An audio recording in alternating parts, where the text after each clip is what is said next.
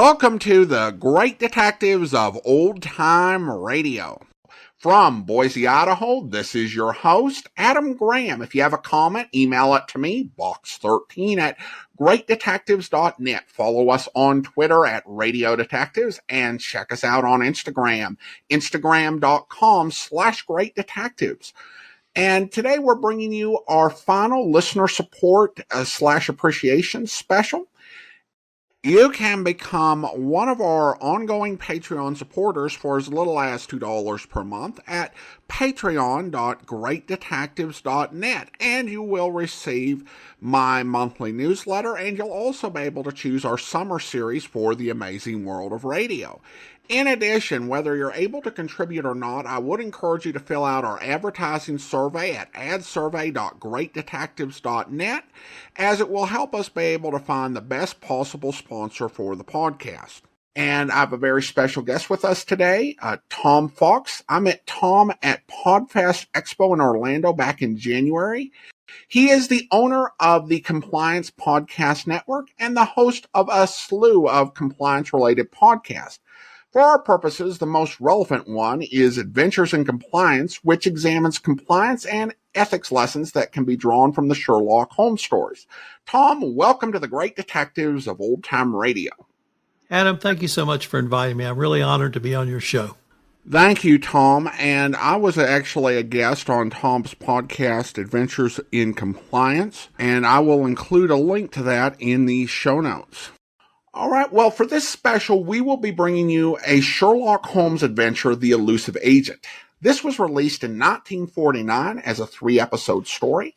It's actually the only multi-part Sherlock Holmes story from the golden age of radio to survive, although there were many others in the 1930s and from the 40s when Basil Rathbone and Nigel Bruce adapted the Sherlock Holmes novels to radio, but alas, they're all lost. However, towards the end of the 1948-49 season, Mutual decided to experiment with bringing back long-form stories. For the first time, we're bringing you all 3 parts in a single podcast. We've cut out the exposition and redundant openings, closings, and recaps, but left most of the commercials for your listening pleasure. And then after the podcast, we're going to talk a little bit to Tom, not only about the episode, but about Adventures in Compliance. So here from March 21st, 28th, and April 4th of 1949 is The Elusive Agent.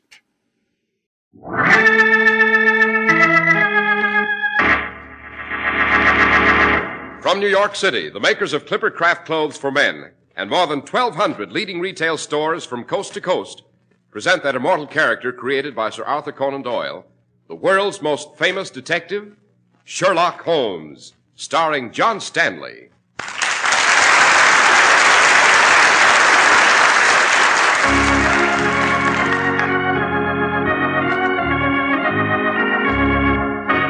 This week's story, The Adventure of the Elusive Agent. Holmes, the quarry we followed from the docks went into that room off this corridor here. Right, Watson. What are we waiting here for? Why don't we just go in? Patience, Watson, patience. We cannot precipitate ourselves into a trap on sheer impulse. Holmes, great Scott! Quick, Watson, into that room. The trap is sprung. We must get to the victim.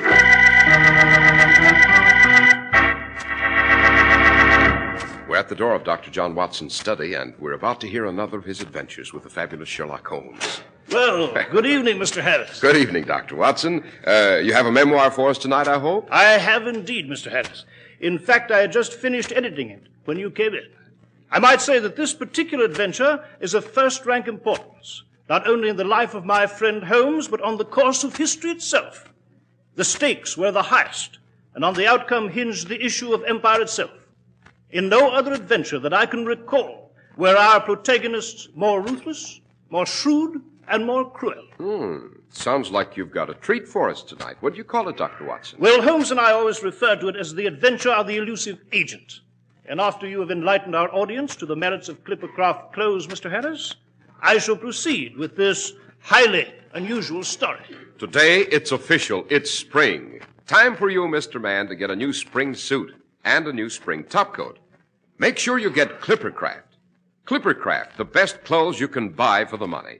Beautiful new spring all-wool worsted Clippercraft suits, only $45. Clippercraft all-wool gabardine or covert topcoats, only $40 to $47.50. Clippercraft clothes make you look your best because they look like they cost much, much more. Get your Clippercraft spring outfit tomorrow.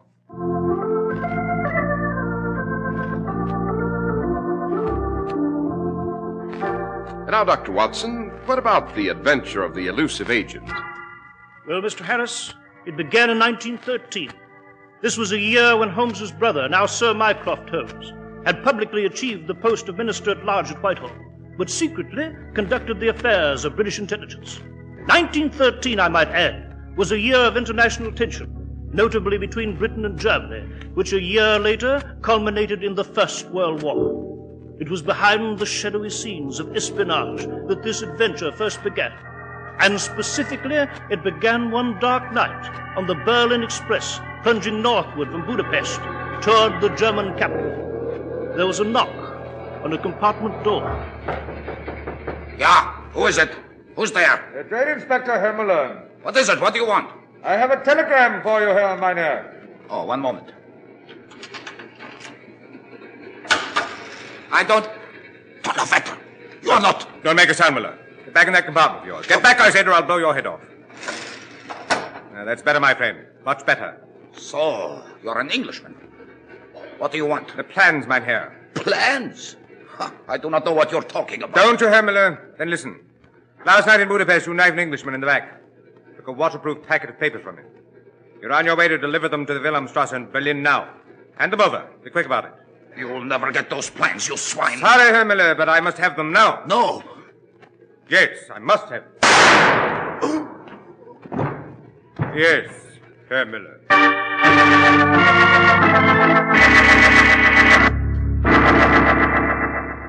Congratulations, my dear Norton. You've done an excellent job in intercepting that German agent and returning these plans to our embassy here in Berlin. Thank you, Sir Mycroft. Unfortunately, our problem has only begun, my dear boy. These plans are of the highest importance, and we must get them out of Germany and back to Whitehall at once. Now, you understand, these are the originals, the only copies of the plans in existence. They were stolen by this German agent you intercepted from the inventor himself before he was able to get them to the War Office, and we could have copies made. But I understand you're returning to London tonight, are you not, Sir Mycroft? I am, but I cannot take the plans with me. No? Why not, sir? Ostensibly, I am Sir Mycroft Holmes, British minister without portfolio, here on official business. Actually, I'm here to see that these plans get back to London, and the Wilhelmstrasse knows it. I see. I have been watched every step of the way. The Germans have revoked our former privilege and will examine all diplomats of the customs. And we can't risk relaying the data to Whitehall by code on the chance that the Germans may already have broken it. It will be a dangerous and delicate mission to smuggle them out of Germany and... One moment, my boy. By Jove, I believe I have it. Yes, sir? I recall reading in the newspapers that you are to marry a British subject here in Berlin by the name of Miss Pamela Rivers. That's right, Sir Mycroft. And, if I remember, you are to be married this Saturday and will return to England for your honeymoon. Yes, sir, those are our intentions. Oh, yes, I'm sure it will work. Philip Norton, British attaché, takes bride, honeymoons in England. Excellent, excellent. Very romantic, innocuous in purpose, not calculated to arouse suspicion. Sir, I don't understand. Norton, my boy, marry your girl. Take your bride to England with you. And take something else in addition. Yes, Sir Mycroft. What? The plans, Norton. The plans.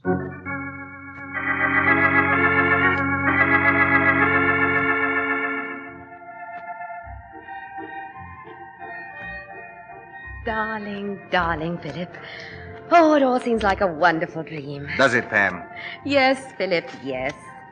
I'm glad we didn't dance that last dance. I'm glad we came up on deck here together, just the two of us alone. I think I'll always remember this moment, Philip. This moment of our honeymoon.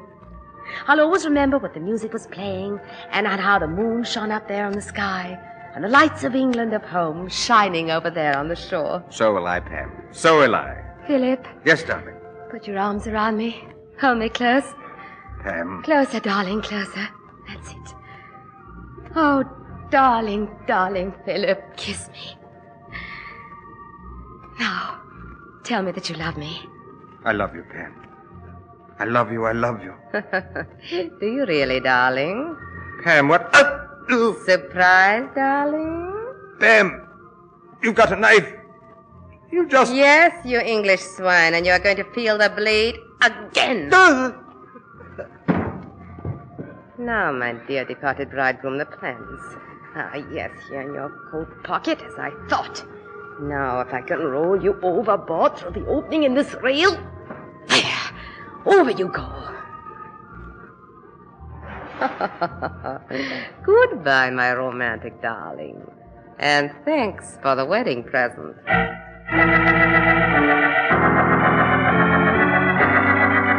The porthole. Gustav should be below in a small boat. That was the arrangement. Gustav! Gustav, are you there? Ja, Fräulein. You have the plans? Yes. Throw them down to me through the porthole. You are? Thank you, Fräulein. That swine Norton. So he thought he could smuggle the plans... One moment, Gustav. Only half the plans are there. I have the other half. What is the meaning of this? It means that the half I have is for sale. I see.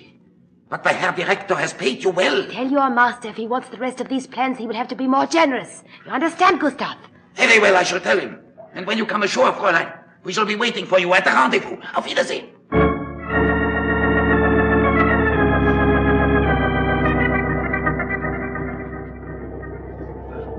So, young Norton disappeared while the Oceania lay at quarantine in Southampton, eh, Mycroft? Yes, Sherlock.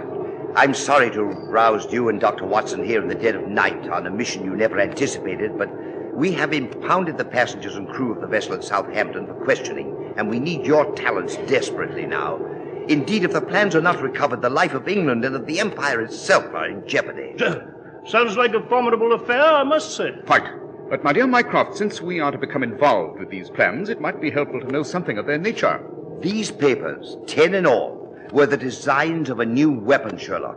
A kind of land monster built to revolutionize modern warfare. In short, an armor-plated mobile vehicle we call a tank. A tank, eh? By Jove, Holmes, this sounds like something out of Jules Verne. Yes, it does indeed, Watson. Sherlock, I beg of you to bend every effort to the recovery of those plans, to use every facet of your genius to track them down. Now, be of good cheer, Mycroft. It's my opinion that the plans have already been spirited from the Oceania, but it may not yet be too late. When I get aboard, I shall have some pertinent questions to ask. Whom will you begin with, Holmes? Since it's the bridegroom who's missing, my dear Watson, I shall obviously begin with the bride.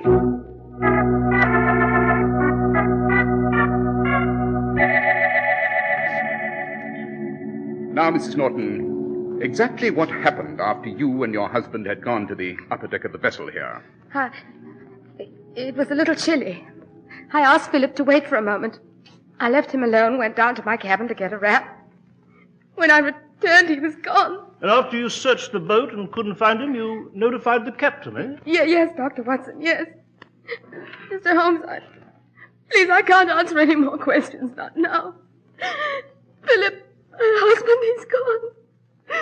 I loved him so, now he's gone. I'm sorry, Mrs. Norton. I realize what a strain you've been under, and there's no need to detain you any longer. You are at liberty to retire to your cabin now. Thank you, Mr. Holmes. Thank you very much. The deuce, Holmes. I must confess I found it a heartbreaking experience. Watch this poor girl. Did you, Watson? Eh? What do you mean? I mean that the woman lied. What? Come, Watson, it's painfully obvious. She distinctly said that she went down to get her wrap, did she not? Oh, yes. Yes, she did. But what is... Consider, my dear fellow, if you were a bridegroom on your honeymoon and in a chivalrous mood, would you allow your bride to go to the trouble of getting her own wrap? Well, No. No, dashed if I would. Precisely. You would not. No man would. Watson. Yes, Holmes? Notify the authorities to allow all passengers to disembark. Yes, but Holmes, you haven't questioned any of the others. I don't think it will be necessary, Watson. Time is too short and we must gamble at long odds. From now on, we shall concentrate all our energies on following the bereaved bride.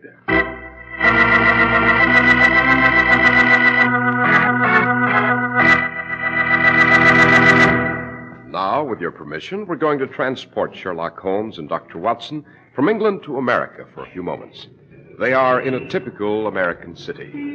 Oh, I say, Holmes, that's a very successful-looking chap standing there, isn't it? A banker, would you say? Not at all, my dear Watson. He is not a man of wealth or position, but a man of extremely good taste. He looks successful because he succeeded in finding an excellent tailor. Well, then he's an athlete, wouldn't you say? At first glance, yes. But I'm quite sure that his broad shoulders and tapering waist are really the results of excellent clothing design. Well, then he must be wealthy to afford such a splendid tailor. You see what beautiful fabric is in his suit. Oh, my dear Watson, you're obviously unfamiliar with the American way of life. That man to whom you refer is wearing a Clippercraft suit, which, if I'm not mistaken, sells for only $45. But how? Well, you see, Watson, some 1,200 retail merchants all over America have pooled their tremendous buying power to make these really extraordinary Clippercraft values possible. Yes, but Don't interrupt, Watson. As a symbol of the honest New England quality and value of Clippercraft clothing, they have adopted the name Clippercraft in emulation of the famous New England Clipper ships and the modern aircraft of the same name. These are synonymous with New England quality. Oh, I see. But tell me, Holmes, how did you recognize that chap as the wearer of the Clippercraft suit? Elementary, my dear Watson. He's the best-dressed man in sight. How right you are, Sherlock Holmes. The best-dressed man in sight, the successful-looking man, is the man who wears a Clippercraft suit. Yet Clippercraft new spring suits cost only $45, and Clippercraft gabardine and covert topcoats only $40 to $47.50. See the new Clippercraft spring styles tomorrow. Clippercraft clothes are sold by your local store, whose business it is to give you honest value. That's why men who know insist on Clippercraft clothes bearing the Clippercraft label. So be sure to visit the Clippercraft store in your city. These leading stores in the metropolitan area are proud to add their names to Clippercraft in your suits and topcoats. In Manhattan, John Wanamaker's men's stores, Broadway at 8th and 67 Liberty Street. Saks 34th, Broadway at 34th. In Brooklyn, Abram and Strauss. In Newark, New Jersey, Boulevard Men's Shop, Kresge Newark. And in Jamaica, the B&B Clothes Shop, 16408 Jamaica Avenue.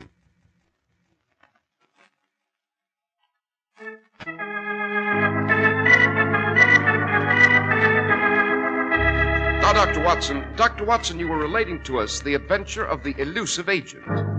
So I was, Mr. Harris, so I was. Our task, as Holmes had explained, was to keep the bereaved bride, Mrs. Philip Norton, under our watchful surveillance.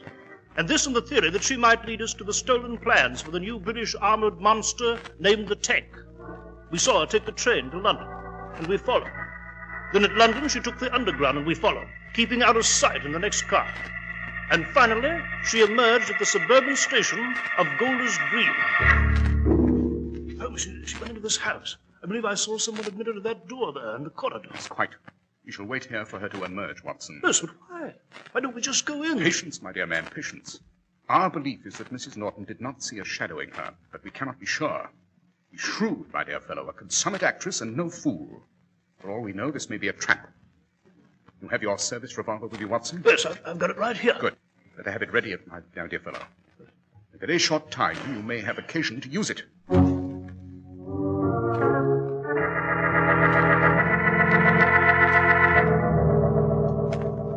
Ah, so you have already come to see us, Frau Norton. I do not wish to be caught, Frau, any longer, Gustav.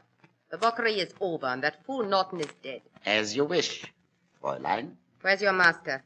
As you know, we have a business appointment. The Herr Director has delegated me to represent him in these negotiations. Very well. I have half the plans. Your master has the other half. Without one portion, the other portion is useless. How much am I bid, Gustav? The Herr Director is inclined to be generous. You have already been well paid, but he realizes there are certain expenses. He's willing to pay you 10,000 pounds on receipt of your half. The plan. 10,000 pounds. It is a handsome sum, my dear, to pay a blackmailer. It's a pittance. The answer is no. The price is 50,000 pounds. Oh, you must be mad with greed. 50,000 pounds, my dear Gustav. I know what those designs are worth. The price is low and of no consequence to the organization you represent. Consider what the British would pay for those papers. Well, Gustav? I am empowered to go as high as 20,000 pounds. That is my final offer. 50,000, and that is my final offer. You have the papers with you? I have. Oh, but don't think you can take them from me by violence, Gustav, and remove me for good.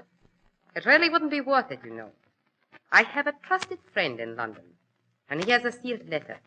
In this letter is all the information I possess concerning the German espionage ring, not only on the continent, but in England, too. You understand? Ja, Fräulein, I understand. And finally, the letter contains the identity of the ringleader himself, Gustav, your master and mine. In the event of my disappearance, my friend is to mail this letter to the Chief of British Intelligence at Whitehall. The price is still £50,000, Gustav. Perhaps you had better talk to the Herr Director personally, my dear Fräulein. He's in the next room, and I will summon him. Herr Director, the Fräulein is here. Will you talk to her? Naturally. And I'm sure we shall come to some conclusion speedily. Good evening, Fräulein.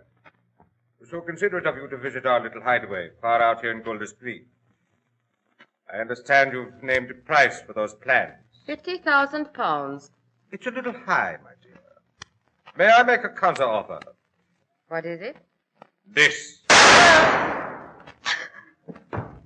Simple. Hey, Gustav? The ideal way to make a bargain. Quick, efficient, ruthless. And so we bid farewell to the bride. But, Herr Director, the letter she wrote to her friend. Don't take me for a fool, Gustav. Both the friend and the letter were destroyed long before she arrived in England. I haven't my agents honeycombing this foul and miserable island for nothing. Quick now, search her for the plan. Yeah. Open up! Open the door! They've got it locked. Herr Director, it's Sherlock Holmes. He's followed her here. Yes, quick, Gustav, out the back way. But the plan. There's no time now. Above all, we cannot afford to be seen. Quick. Hold them off with your pistol, Watson. Yes, right, Holmes.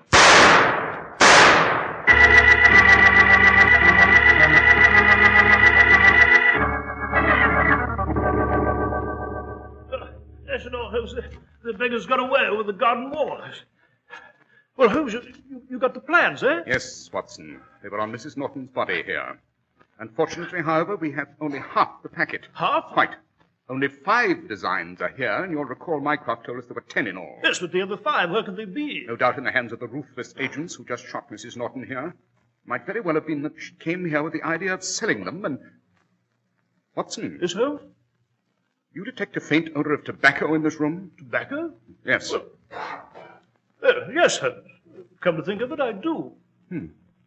Interesting scent, Watson. Very. What do you mean? Yes, smells like ordinary tobacco to me. On the contrary, this one's a rare and very unusual blend. Yes? Well, what? It's a cross mixture, Watson. The base is a strong and heavy perique, tempered with a bit of burley, and more than just a touch of Euphrates yellow leaf grown in the river valleys of eastern Turkey. Only one expert in London, or in all of England, would create a mixture like this. Grimsby. Grimsby? Grimsby, the tobacconist. He specializes in these rare and exotic blends. He owns a little hole in the wall in Soho. Well, by Jove, Holmes, we can go there and ascertain who ordered this blend, eh? Precisely. But one thing is sure, my dear fellow. One thing is certain. Now that we possess half the plans, our constant companion is danger. And we are marked men.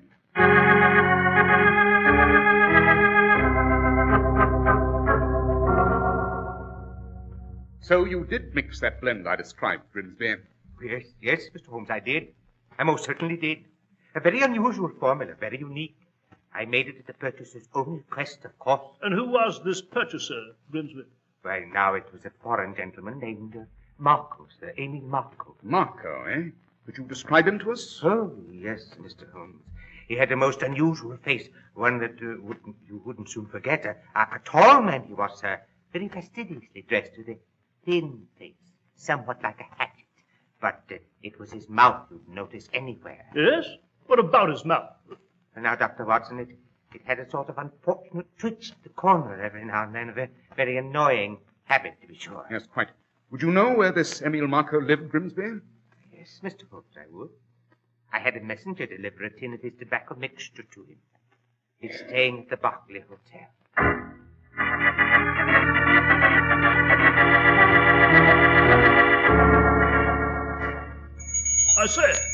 I say there, room clock.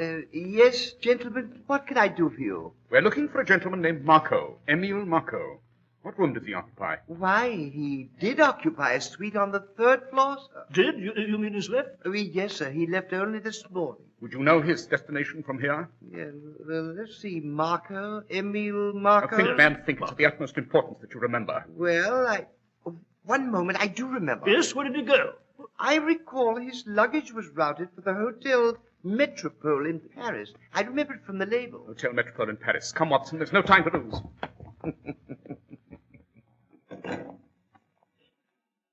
Operator, give me City 923. Yes. Are you there? This is Bradley at the Barclay. The gentlemen were here. They found out about Marco and they're trading him to Paris. Yes, sir. I told them where they could find him myself.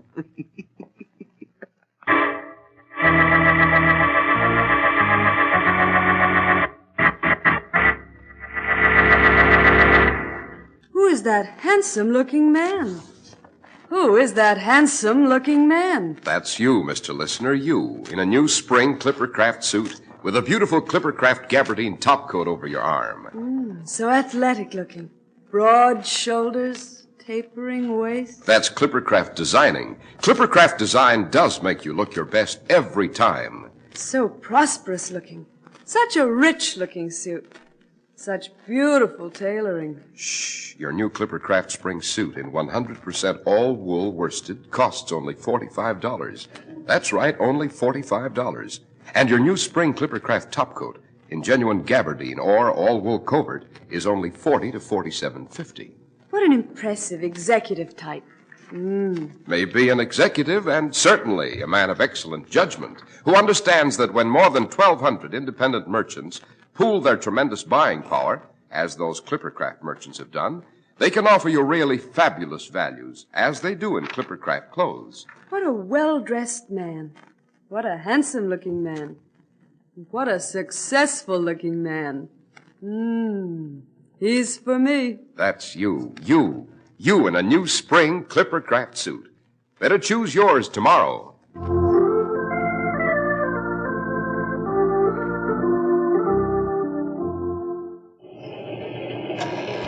Holmes, the compartment door is opening. Yes, we have a visitor, Watson. Look, there's a hand with a gun. Extinguish the lights in your compartment, Holmes. We'll do nothing of the sort. I will not enter until you have extinguished the lights. Do as he says, Watson. He couldn't possibly miss you from there. Well, very well. Well, complete darkness. I'm sorry it is necessary for us to meet under these strange circumstances, Holmes, but it may in the future be necessary that you do not recognize me. Therefore, my request for darkness. By George, Oh, I can see your silhouettes. If either of you attempts to move or calls for help, I will blow out your brains. What is the purpose of this visit, sir? You are journeying to Paris to find Mr. Emil Marco. What of it? I can save a great deal of time and trouble for you. Can you? Yes. I represent Mr. Marco. As you know, he already has half of a set of plans in his possession, but his portion is worthless because you have the other half, Holmes. Indeed, and I do not intend to surrender it. Mr. Marco is fully prepared to make an intriguing offer. What is it? Give me your half of the plans. We will pay you £20,000. Rubbish. Say 30,000? The plans are not for sale. 50,000. If you finish stating the nature of your offer, sir, you may leave. I've never found myself in a situation where enough money would not provide a happy solution. You have a price, Holmes, I'm sure. I most certainly have not. There may well be persons of differing political views who would betray the British Empire. I'm not one of them. Come, Holmes, very touching. Now, would you name your price? There isn't any. Holmes, you are forcing us to take the plans from you. If you can find my half. And you are forcing us to kill you. If that can be arranged. Might I point out that in our organization we never kill our opponents in an ordinary manner, that we prefer to torture them to death? I'd accept the money if I were you. My answer is a definite and final no. You might inform Emil Marco that I intend to secure his half of the plans and return them to Whitehall. Very ambitious, but you underestimate the power of Marco's organization, which will now be devoted to securing your half of the plans and to conceiving new and exciting torture devices for you and Dr. Watson. Good night, gentlemen. I planned this as a short and pleasant visit. I trust that it was. Well, let's after the rascal, Holmes. That's futile, Watson. He's armed, we're not. Even in these few seconds, doubtless he disappeared into another compartment. Besides, we've no idea what he looks like. We must wait, Watson, for Paris and the Hotel Metropole.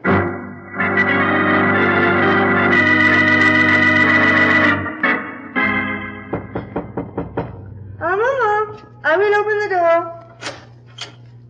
Ah, bonsoir. Bonsoir, mademoiselle. I am Sherlock Holmes. My colleague, Dr. Watson. Oh, how do you do? Enchanté. The clerk downstairs told us this was Emile Marco's suite. It is. May we come in? Yes, of course. I am Mademoiselle Mathilde Piaget. Emile is not here. Make yourselves comfortable, gentlemen. Thank you. May I help you? When will Mr. Marco return, mademoiselle? Emile said he would return tonight at 9. You are a friend of his, I presume? I met Emile at the bar of this hotel just a short time ago. But we are already very close friends. You know much about him? I never ask questions. What my gentlemen acquaintances do is their business. I see. This Marco, is he tall, thin? Yes, with green eyes. Fascinating. Exciting. Does he have a curious habit of twitching his mouth? He does. Well, he's our man, Holmes.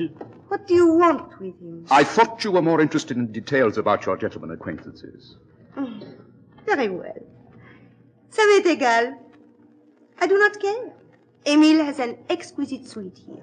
He has invited me to enjoy it until his return. Would you care to wait? Have a drink? Perhaps we may become friends, too. Thank you, no. We've more urgent matters at hand. Come, Watson, to our room. Mademoiselle, we shall return at 9 sharp to meet Emile Marco.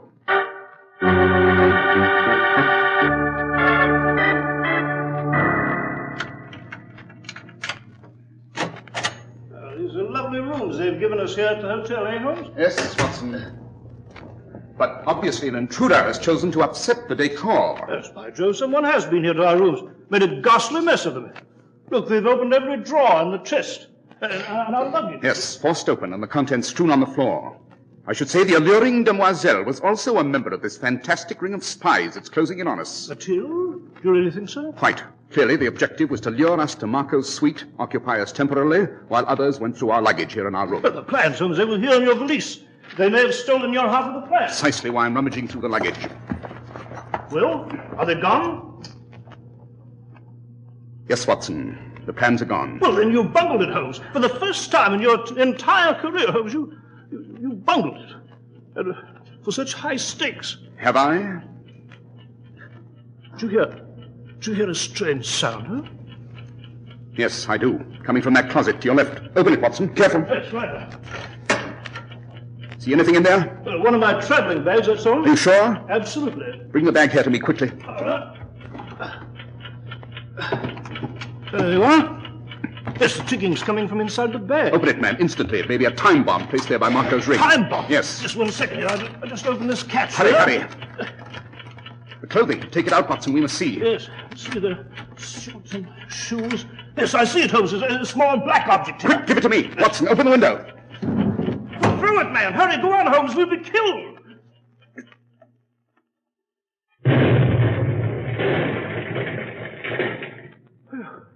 It went off in the yard. We were a split second away from being blown to bits. Yes, quite. The stairway, Watson. Follow me. Where to? Downstairs. I shall speak to the clerk at the main desk. I don't believe a word that French girl said. I do not believe Marco's gone until 9. I do believe that if we challenge this spy ring that has us trapped here in the hotel, it'll be death immediately, either for them or for us. And that is just the way I want it.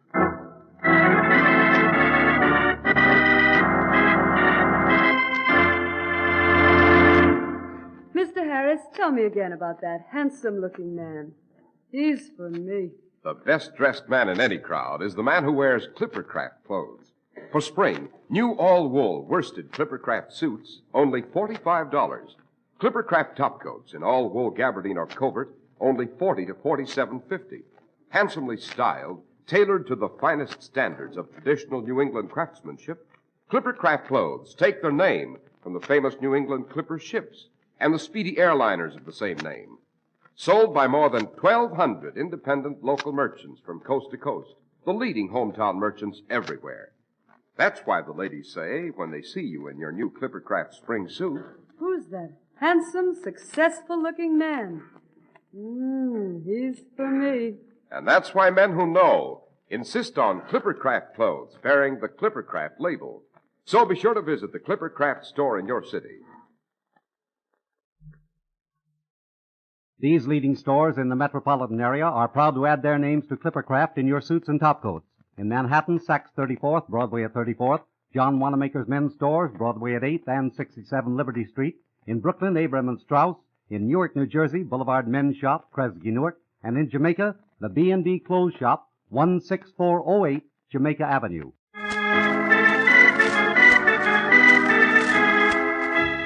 Well, Dr. Watson, I can't recall you and Mr. Holmes being in a more baffling and dangerous situation than at the Hotel Metropole in Paris, a few steps behind Emile Marco, the elusive enemy agent. It was extremely dangerous, Mr. Harris. Marco's German spy ring, which seemed to be everywhere we turned, had found Holmes's half of the infinitely valuable British war plans and had vanished with it. Holmes and I hurried to the front desk of the hotel to question the clerk. I understand, Clark, that Mr. Emile Marco will return here at 9 this evening. Monsieur Marco? Yes. Did you go to his suite earlier this evening, Monsieur Holmes? Yes, I did. There was a young lady there. I am sorry that you went directly to Monsieur Marco's suite. If you had stopped to inquire here, I might have saved time for you. You see, Monsieur Marco left this afternoon. Permanently. Well, and the young lady in his suite, Mathilde Piaget? The mademoiselle left just a few moments ago. Do you know where she's gone? I believe she said something about the train to Berlin. She was in great hurry. To meet Emile Marco, no doubt, eh, Holmes? What time does the train depart for Berlin? It departs in approximately 4 minutes. Well, there's not enough time for us to reach the station. Perhaps not, Watson, but there's nothing to prevent our boarding the train after it and rushing to Berlin. The train after it departs in 2 hours, Monsieur Holmes. We should be aboard that train, Watson. Thank you, Clark. How about the service? Berlin, Holmes, are you mad? The very center of the German government? Well, if we've almost been murdered outside of Germany, what on earth might happen to us were we found in Berlin? Our personal safety does not matter in this case, Watson. We are on a counter-espionage assignment for the British governor. By all the rules of international intelligence, you and I are expendable. My brother Mycroft made it clear that possession of these plans may mean triumph or defeat in a war with Germany. So, you and I, my dear Watson, are petty marionettes. Shall fetch our luggage and ride to Berlin.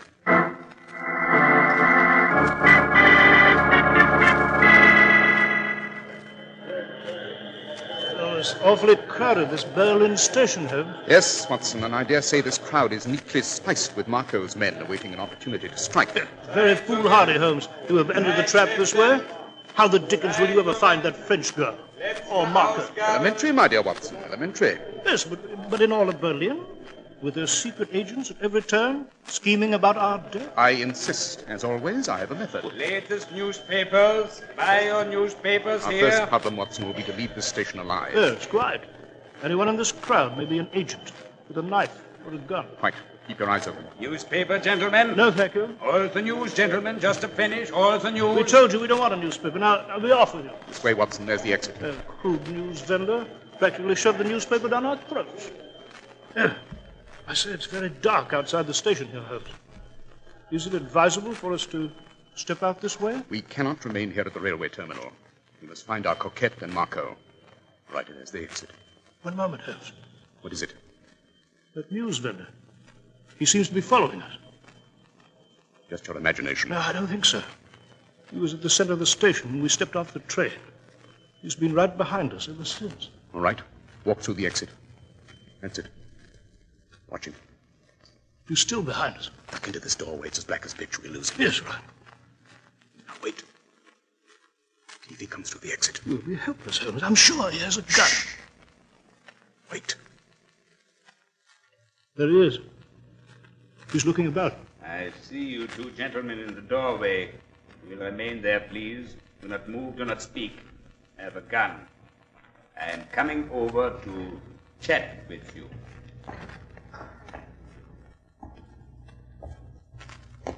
Good evening, Mr. Holmes, Dr. Watson. If you intend to kill us, go on and shoot. Be over with it. I should like to introduce myself. My name is Collins, British Intelligence. British Intelligence? Aha, then you received my wire. We did. Wire? What wire? The moment I knew the French girl had left for Berlin, Watson, while you were packing our luggage, I sent a wire here to British Intelligence in code. Mycroft had given me the information as to the technique, if required. My wire described Mathilde in detail. I told British intelligence to pick her up here at the station and keep after her. Then to communicate with us at the moment we left the train. We spotted her leaving the train. We followed her. Excellent. I'm sorry if I gave you a bit of a scare following you this way. I had no choice in the matter. I had to force you to stand here. You might have believed I was a German agent and fled. Where is Mathilde? She's gone to a building on the outskirts of Berlin. An old ramshackle building. Awful place. 27 Ludwigstrasse. Thank you, Collins. You've done a superb job. Are you going to 27 Ludwigstrasse now, Mr. Holmes? This very minute. Just you and Dr. Watson? Just the two of us. A third party might alarm the Germans so much that they'd simply fire at us as we approach the building. There must be more beguiling. It must appear as though Watson and I are merely dupes falling into their hands. Holmes, how can the two of us possibly hope to overcome whatever crew of blasted devils is at 27 Ludwigstrasse? It does seem rash, Mr. Holmes. Nevertheless, it must be done. Watson and I must enter that building if we're to find Marco and the plans. We must enter it alone, alive, and well. Although we may not leave that way.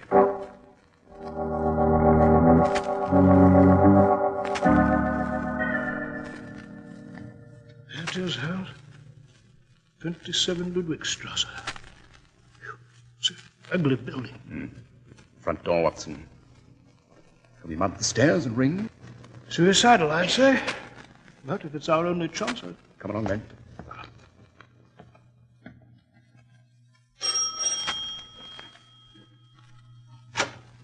Monsieur Holmes, Dr. Watson, I am so happy to see you again. Mademoiselle, may we come in? Certainly, I'm delighted. Won't you make yourselves comfortable? Thank you. You've been expecting us, of course. Of course. We were sorry that our time bomb did not kill you at the Hotel Metropole. We realized you would continue your efforts to find Emile Marco and the plans our men took from your luggage. Where is Marco? I am afraid you will not meet him, Dr. Watson. And why won't we meet this Marco? Oh, because we are going to kill you, Monsieur Holmes. Oh? Oh, I am being rude. I forgot. A cigarette? Drink? If you think we're going to remain seated here, doing nothing, just accepting this... I'm afraid there isn't anything you can do about it, Dr. Watson. Ah, I recognize the voice. Our visitor in the train compartment. Yes, Holmes. I may introduce myself now. My name is Gustav. Like Matilda, I'm an employee of Emile Marco, his personal representative. And I still have that same gun, you see. You played a rather deplorable trick on us, Mr. Holmes. Have I, Gustav? We wanted your half of the plans. You left them in your luggage. We examined them carefully. Yes. They are false. They're not really your half of the plans at all, are they? An excellent counterfeit, but with its weakness. That's wonderful, Holmes. Then they haven't the real half they wanted, eh? I hardly been stupid enough to have gallivanted about the continent carrying the real half. I resent that, Gustav. You've underestimated me. I beg your pardon. Now, as for the business at hand, I'd like you to meet a friend of ours. Peter. Yeah, Gustav. Peter, this is Mr. Holmes and Dr. Watson. I see. I will take care of them for you. Peter was a wrestler. Unfortunately, he was drugged. His tactics were illegal. Too cruel. You may leave, Matilda. Yes, Gustave. Good night, Monsieur Holmes. Doctor? Peter has made quite a study of the human body, Holmes. He's a specialist in various methods of creating unbearable pain. Yeah, I have my own way. Holmes, we want to know exactly where the real half of the plans is. Your half. I haven't the slightest intention of revealing that, Gustave. Dr. Watson, could Holmes have told you where he has hidden those papers? He did not. If he did, I would defy you to learn their whereabouts. I was afraid this would be your answer. You're a reckless gentleman, Holmes. You force me to take all sorts of steps that I am most reluctant to take. I'm a mild man at soul. I believe the problems of man versus man can be settled on a cordial level. I dislike animal tactics. But, since you insist, Peter. Yeah, Gustav. Ready. I will make them talk very quickly by taking hold of the arms. You may recall, Holmes, in the train compartment, I said we never kill our opponents in an ordinary manner. We torture them to death. I want to know where the papers are, Holmes. Perhaps it will require a bit of persuasion. Go on, Peter. Yeah, Gustav, I will make Holmes answer. That's it, Peter. Go on, persuade him. Surely, Gustave, you must know I wouldn't be carrying our half of the genuine plans. They are, of course, somewhere in England, safely in the custody of the Admiralty, where you will never lay hands on them. We thought of that, Holmes. It is possible you're telling the truth. But there is another possibility, too. Are you as patriotic as you seem, Mr. Holmes? You are not an official employee of the British government. I believe you may not be cooperating with England either, but playing this game alone, trying to collect both halves of the real plan yourself. Fantastic nonsense. It would be so profitable for you to have both halves and sell them to the highest bidder. Isn't that what you're attempting, Holmes? I repeat, the idea is absurd. Answer me. Help him to answer me, Peter. Yeah. If you have deceived the British, I will be glad to work with you, Holmes. But you must tell me the truth. Tell me exactly what you're doing. I must say the weather here in Berlin's rather chilly for this time of year. You won't keep this up for long, Holmes. Again, Peter. Holmes, good Lord, Come, Watson, don't look so agitated. I have no doubt I shall survive the efforts of this butcher. One has only to make the brain the master of the body, to concentrate, to divorce it from its physical functions. A trick I learned in the East, Watson. Speak, you swine, speak! Donnerwetter, Gustav. This man Holmes is iron. He will not speak. All right. Release him, Peter. So, you still won't disclose the truth, Holmes? I was remarking to Watson here that your climate in Berlin is usually much warmer at this time. I've had enough of your stupid English humor, Mr. Holmes. I have a better idea. Really? Dr. Watson and I are going on a little trip together to my private retreat. You, Peter, will stay here and guard Mr. Holmes. Well, sounds like some new deviltry, eh, Holmes? Just what is this proposition, Gustav? Very simple indeed. I shall be in touch with Peter here by telephone. If, Mr. Holmes, you do not disclose the truth about the plans in 24 hours, my hostage and your friend, Dr. Watson, will die.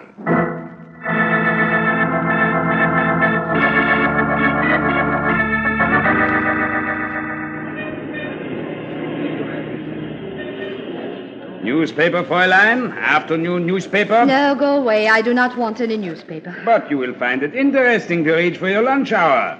The Kaiser has told the British... Go away. Stop following me. And if you persist, I shall call the police. Step into this alley here, quick. What do you want? Collins, R52 British Intelligence.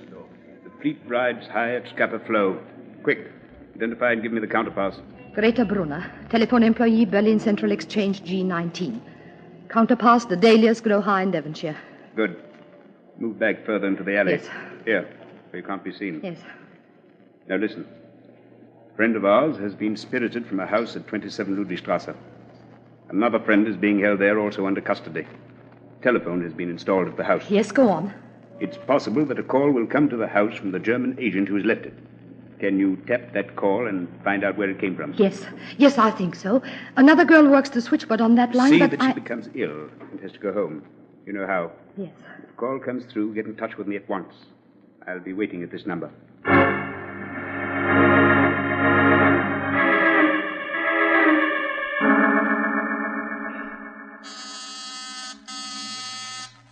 Your number, please. Lützow 8834.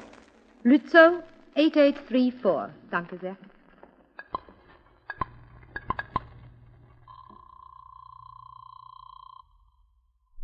Yeah, who is this? Peter, this is Gustav.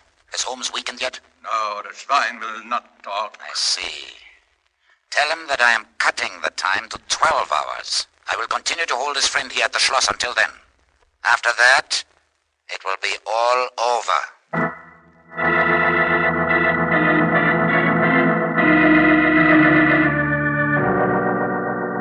Well, Mr. Holmes, before long, Gustav will kill Dr. Watson if you do not talk. I'm quite aware of my dilemma. I'm also aware that if I gave your superior the information which I... Open up. Open the door. Who is that? Who do you think, you fool? I couldn't wait. I've done away with Watson. Now we'll give the same treatment to Holmes. Open the door. Yeah, Gustav. One moment. I was just trying again to get Holmes to talk and... Thank you, Collins. I must compliment you on your faculty for appearing in the right place at the right moment. Thank you, sir. I think I've located Dr. Watson with the cooperation of one of our agents at the Berlin Telephone Exchange. Capital, man, capital. Where is he? He's being held in a deserted castle at Spandau, sir. It belongs to the man Gustav's ancestral family. Excellent. Collins. Yes, sir. You're not above taking a dangerous risk? Danger is my vocation, sir. Good fellow. First, you'll dress in dead Peter's clothes here, his cap, overcoat, everything. They'll fit you a trifle loosely, perhaps, but well enough. In short, you will impersonate Gustav's dead henchman. Understand, Collins? Yes, Mr. Holmes. Then I take it we're going to Spandau? With all possible haste. Time is already running short, and the life of my good friend, Dr. Watson, hangs in the balance.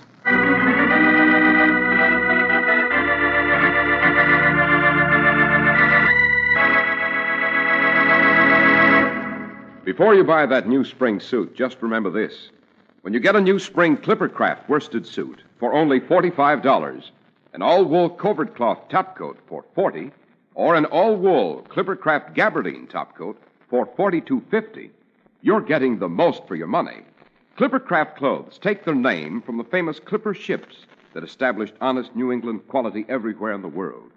Yet they're as modern as the Clipper planes that fly around the world today. Yes, you can trust Clippercraft clothes and the men who sell them. That's why men who know insist on Clippercraft clothes bearing the Clippercraft label. So be sure to visit the Clippercraft store in your city. These leading stores in the metropolitan area are proud to add their names to Clippercraft in your suits and topcoats. In Manhattan, John Wanamaker's Men's Stores, Broadway at 8th and 67 Liberty Street. Saks 34th, Broadway at 34th. In Brooklyn, Abram and Strauss. In Newark, New Jersey, Boulevard Men's Shops, Kresge, Newark. And in Jamaica, the B&B Clothes Shop, 16408 Jamaica Avenue.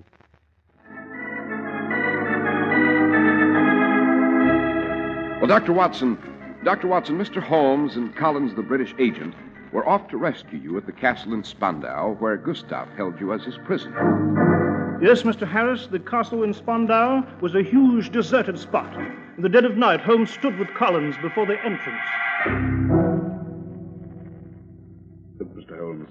Vultures flying over the castle. Instinct, Collins. They expect a human death. Could Gustav have killed Watson? Are we too late? Perhaps. Now, you will walk to the main gate. Yes. In your disguise as Peter, you'll ring. You'll keep Gustav occupied at the front door. I understand. If Gustav becomes at all suspicious, shoot to kill. I shall. I will dash to the rear of the castle. I'll prowl about till I find the room where Watson's being held captive and free him. Then we shall attack Gustav while he's talking to you. Excellent. Good luck.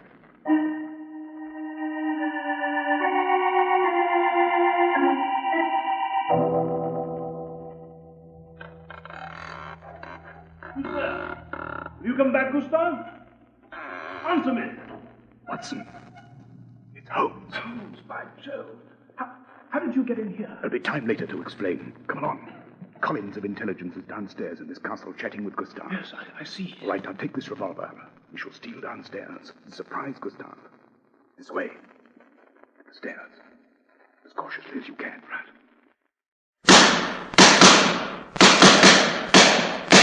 What on earth has happened? Something's gone wrong with Collins, terribly wrong. Hurry, Watson, run down these stairs. Wait, look. Staggering up these stairs toward us. It's Gustav. His face is covered with blood. Yes, he discovered Collins was disguised. They exchanged shots. Well, Gustav's been hit 2 or 3 times. You see? He's holding his side there. Blood from his chest, too. He's grasped the railing. Holmes! Dr. Watson, where one German falls, many more will rise. We will yet have the plans. You seem successful now, but any victory over us is an illusion. Well, he's falling down the stairs. Just let him fall to the death he so eminently deserves, Watson. But where is our own agent? Where's Collins? This way, toward the front of the building, where he and Gustav shut it out. There he is, lying on the floor there. Is he dead? Yes, Watson. Poor devil. Shot through the head. Thank heaven the first bullet from Gustav's revolver ended it for him. He didn't suffer. I shall inform my brother Mycroft at Whitehall that Agent Collins died valiantly in the performance of his assigned duty. Where to now, Holmes? We've still not found Germany's half of the plans for the new tank. We've still not found the master spy, Emil Markov. The answer to those crucial questions, Watson, lies in London. Yes, but we left London days and days ago. We fought our way here to Berlin to find Marco and retrieve the papers. Nevertheless, the answer is in London. We must get out of Germany. How? We're surrounded. We shall board the very next train from Berlin to the French border and meet whatever awaits us.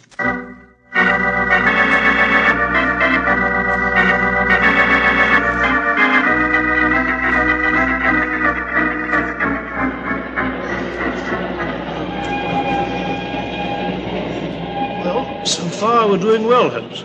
We've caught the train. We're on our way to the French border. If we can remain alive to reach it, Watson. Dashed, why are we returning to London, Holmes? The conductor. Tickets, please. Oh, here you are, sir. Thank you, mynheer. I presume they're in order? So they are, mynheer. Just one more item have I to tend to, and... I don't think you will, sir. Use the button for your revolver, Watson. Strike him down. Yes. Oh.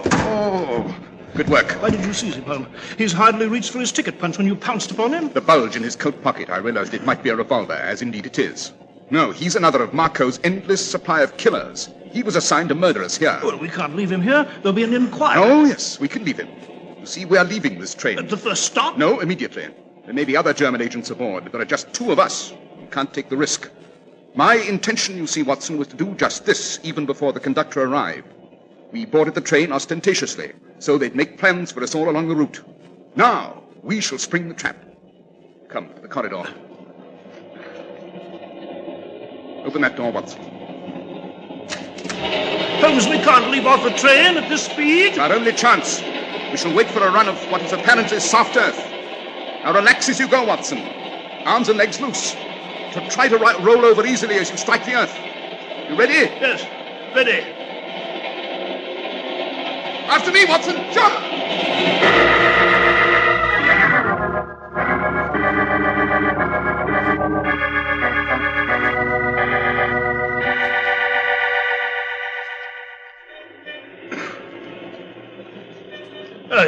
It's wonderful to be back on the streets of London, eh, Holmes? Yes, quite. But why have we run here to Soho? We haven't even reported to Whitehall. Because, Watson, we must visit the shop where this gigantic and gruesome trip began. The shop of Grimsby, the tobacconist. Grimsby shop? But why? Because we've journeyed to foreign cities, eluded death, and fought the greatest spiring of our day, all because of a few sentences spoken by the shy, friendly tobacconist here in this shop. Shall we speak to him just once more?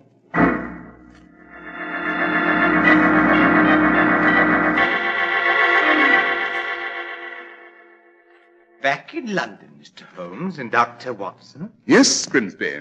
Wasn't Mr. Emil Marco at his hotel here in London? I described him to you. Tall, thin, and a nervous habit of twitching his mouth. Yes, you did describe him, Grimsby. But he was not at the hotel in London, nor was he in Paris, nor was he in any of the dark and bloody corners of the continent where we sought him. You know why, sir? I can't imagine. Because there isn't an Emil Marco. There never was an Emil Marco. This master of the German spy net that Watson and I and all of British intelligence have been pursuing is an illusion. Created by you, Grimsby. Holmes, I can't believe it. When Watson and I first visited your shop, Grimsby, I asked about your client, because I detected the odor of a rare tobacco in the room where we found a dead agent. I wanted the man who smoked that tobacco. He was the chief. He had the missing half of Britain's plans. You are that man, Grimsby. You didn't expect us, did you? You're smoking that brand of tobacco at this very moment. So I am. Yes, I'd hoped in creating Marco to attract you to Germany. I could learn the truth from you there. Then I could dispense with you. Very advisable. You could operate with ease in Germany rather than here in Britain. I simply informed my associate to pass the lie along, drawing you to Berlin with the phantom Marco as a magnet. I cannot wait to bargain with you for your half of the plan. I shall just destroy my half, reducing both my opponents to an equal status again. Your half being worthless, without mine. I shall burn my half. It's here, in my pocket. Britain will never have the weapon it seeks. Here, set a match to these papers I hold in my hand. Go on, Dr. Watson, or I shall blow your head off with this revolver. I can't do it, Holmes. Do as he says, Watson. He'll kill you. Very well. Thank you. Now I must leave. Lock this door from the outside. Do not attempt to shout or leave until I have disappeared down the street, or I will shoot. Auf Wiedersehen, gentlemen. He's gone, Holmes. Vanished into the crowd. The plans, they're burned to a crisp. Quickly, Watson, pick up that chair. Don't lose time trying to force the lock on that door. Smash the glass with that chair. Right you are. Now, a cab, Watson. Grimsby will try to leave London instantly. A cab to Waterloo Station.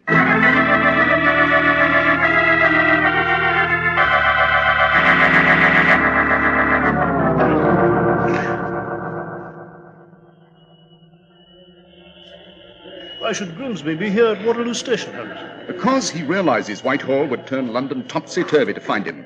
He must return to Germany. All aeroplanes in this area are in British hands. He must travel by boat train to the Channel. And this is where he'd board the next train. The revolver handy? Yes. There he is, by that gate. All right, I'll stop. Stand where you are, Grimsby. Home. Dr. Watson. I'm afraid we have the upper hand now, sir. Now, before we turn you over to the authorities, where are your half of the plans? You saw me destroy them.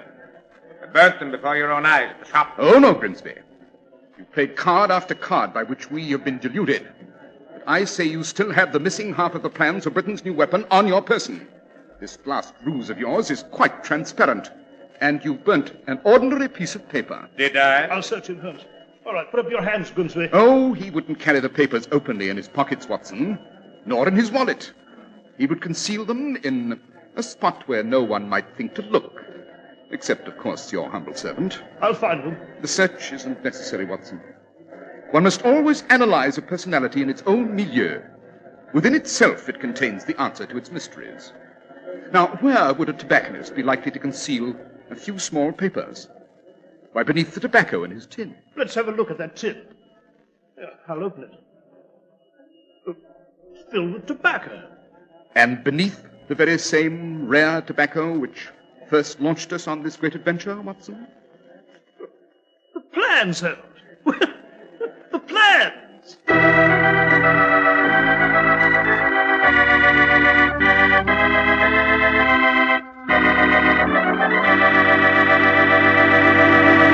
Well, Dr. Watson, the adventure of the elusive agent was really one of the most exciting adventures you and Mr. Holmes have ever had, and a crucial point in the history of World War I, may I add. Yes, indeed, Mr. Harris. As you know, the British did succeed in keeping their plans for the tank a secret.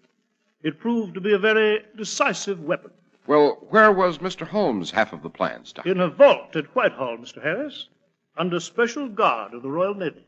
Well, Dr. Watson, these past 3 weeks have been very exciting and memorable ones. Yes, but do you think, Mr. Harris, our audience is in favor of these longer stories? You see, some of our more colorful stories are too long to compress into one short program. Well, then, Dr. Watson, a letter or a postcard from our listeners will give us the answer.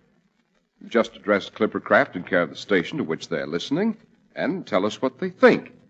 I presume, Dr. Watson, that your next memoir is just as gripping as this one. Well, next week, Mr. Harris, I shall relate a story about Holmes and myself that I've called The Mad Miners of Cardiff. It occurred in Wales at an abandoned coal mine. It concerned a miner's jacket, a murder committed in the darkest depths of the earth, and a spectacle so awful it drove human beings out of their minds.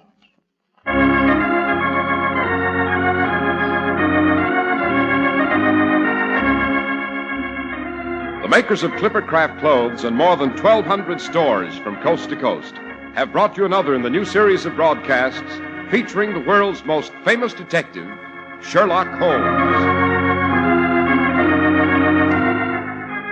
Our stories are based upon the character Sherlock Holmes, created by Sir Arthur Conan Doyle, and the program is produced and directed by Basil Loughrane. Sherlock Holmes is played by John Stanley, Dr. Watson by George Spelvin. This week's story was written by Max Ehrlich and Howard Merrill, with special music by Albert Berman.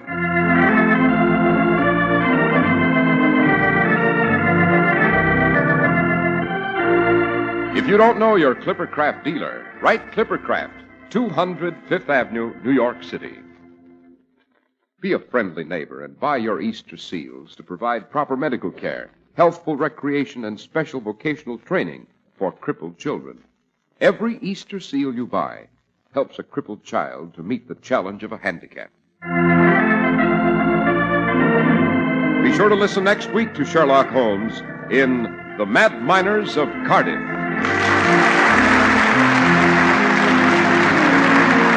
I, Harris, speaking for Clipper Craft Clothes. This is the Mutual Broadcasting System. Welcome back. Well, this comes pretty late in the career of Sherlock Holmes. This would be after the retirement to beekeeping, and it took place sometime before his last bow.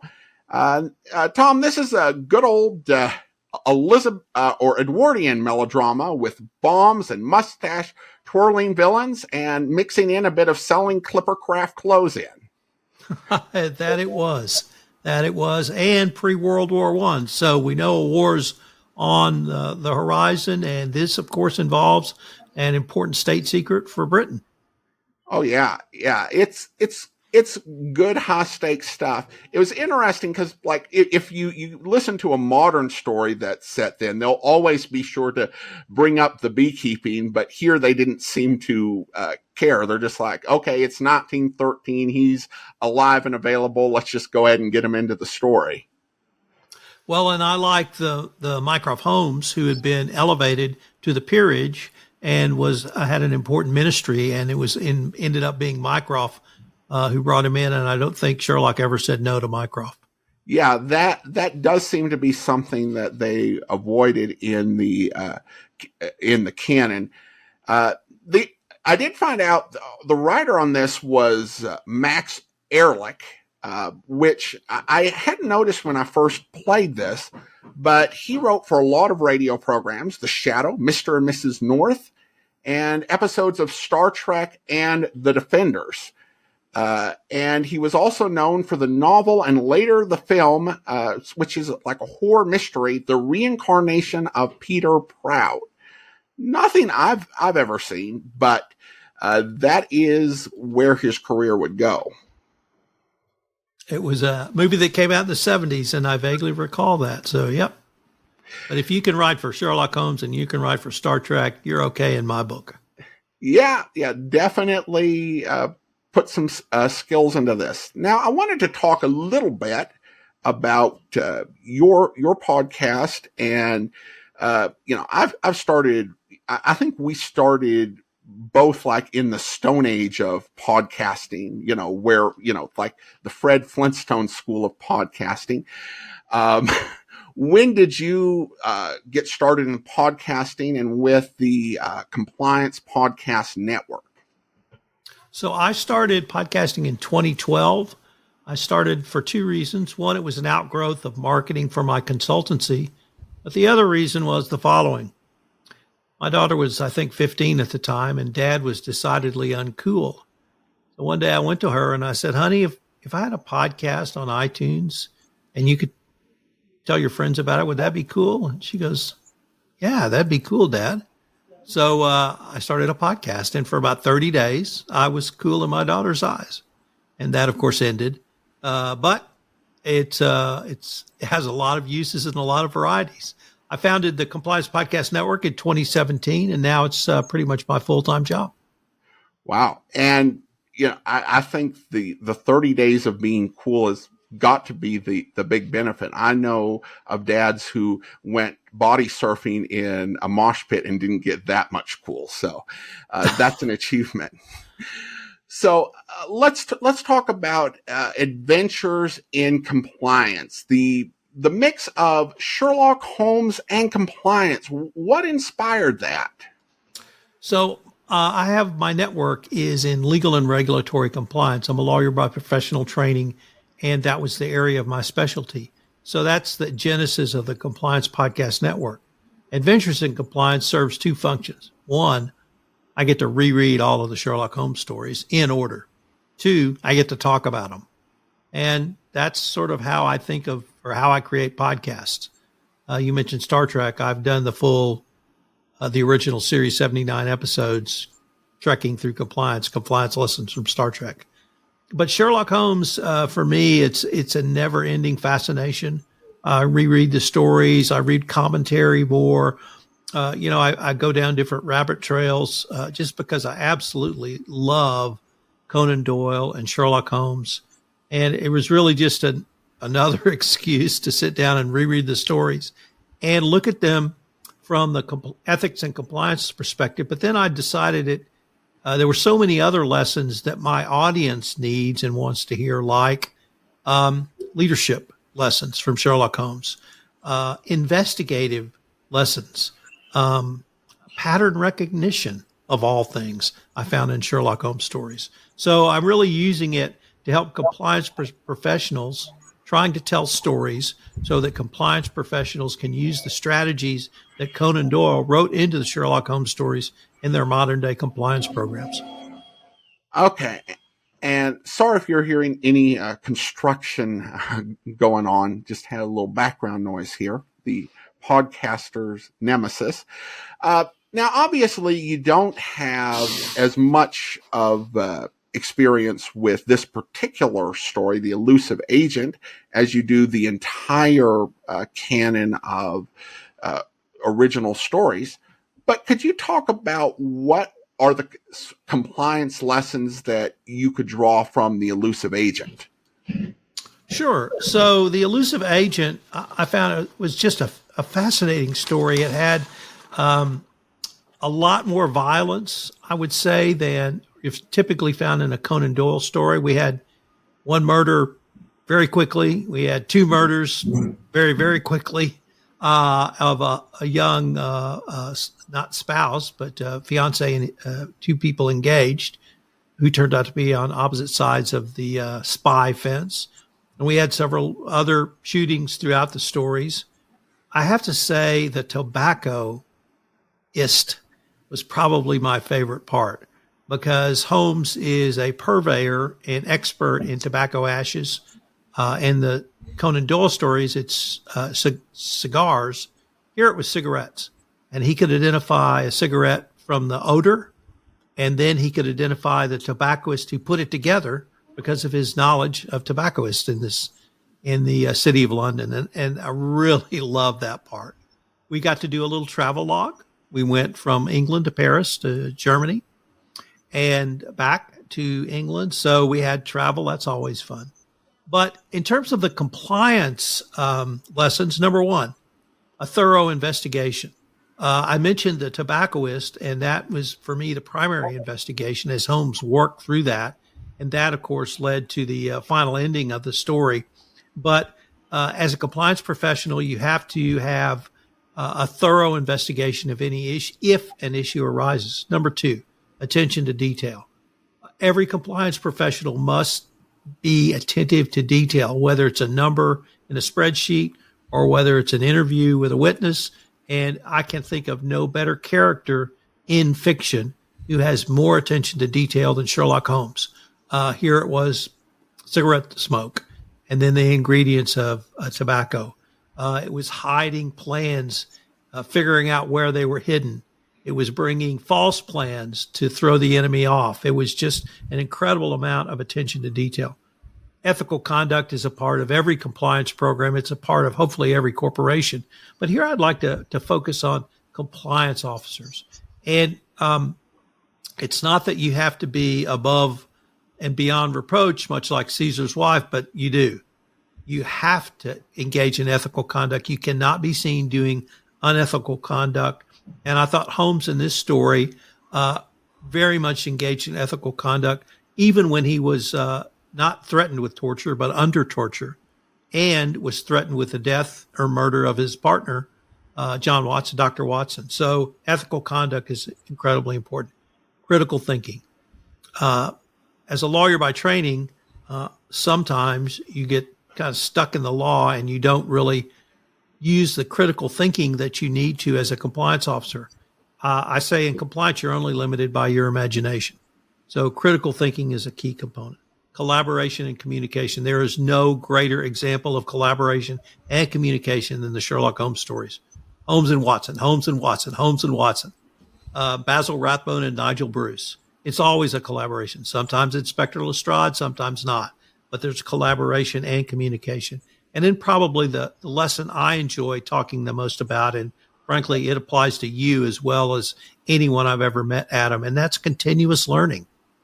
Just in the times I've visited with you, you're infinitely curious and you're always studying. And that's what I love about compliance. It's what I love about Sherlock Holmes is if he doesn't know it, he's going to learn it. He'll go off and study it. It may be a rabbit trail. He may be on cocaine. It doesn't matter. He is a continuous learner. And I tell people that's probably the single biggest or most important skill in compliance is you have to be open to new ideas and new things and always learning. So those are just some of the lessons I saw from the Elusive Agent. It was a great story. Yeah, it really was, and I appreciate the way you brought out those lessons and points. Now, if listeners want to find Adventures in Compliance, or they want to find any of your other podcasts, you've got so many different websites when you look online. Could you tell us where the best places are to find you? Sure. The Compliance Podcast Network is found at compliancepodcastnetwork.net. All the shows are listed there. There's a catalog of all of my shows at the top of the website. I have featured podcasts. I have, as you said, a ton of podcasts, but they're all there in one place. So you can go there and link out to any of the shows, specifically Adventures in Compliance. Well, thank you so much. I appreciate you joining us today, Tom, for this really different Sherlock Holmes story. And I hope people check you out. You're currently on the Return of Sherlock Holmes, the third Sherlock Holmes short story collection, and you've got all of the stories from the first two books that people can listen to as well. Now, we'll go ahead and wrap up here. Before we do, I want to thank our Patreon supporter of the day. Thank you to Jonathan, Patreon supporter since September of 2022, currently supporting the podcast at the Master Detective level of $15 or more per month. Thank you so much for your support. If you're enjoying the podcast, please follow us using your favorite podcast software. We'll be back tomorrow with an episode of The Falcon where... Cuff, don't tell me it's lipstick. Come on, get wise to yourself, Ford. You're through. Your only chance is to play ball with us. No. I'm telling you, yes. Did Marv Draper put you up to this? Come on, Ford. Don't be a patsy. Why should Draper get away while you burn? Draper had nothing to do with it. Then who hired you? I don't know. You don't know? So help me, Sergeant. It's the truth. When I got home last night, there was an envelope under my door with 5 bills in it and a note. What kind of a note? Said if I knocked off her care, it'd be another $500 tonight. Was there? No. Where's the original note? I tore it up. You're lying. Why should I? Listen, you punk, I want the truth. Who hired you to kill Jimmy Arcaro? I tell you I don't know. Well, until I find out, I'm going to make it so hot for you that when you sit in that seat at Sing Sing, you'll think you're squatting on an icebox. Now, let's go.